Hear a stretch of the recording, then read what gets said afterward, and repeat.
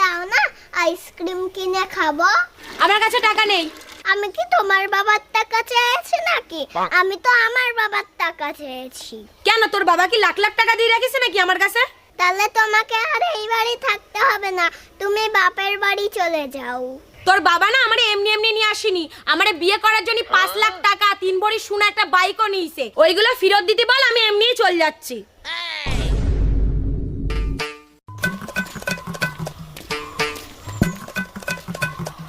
কই গো?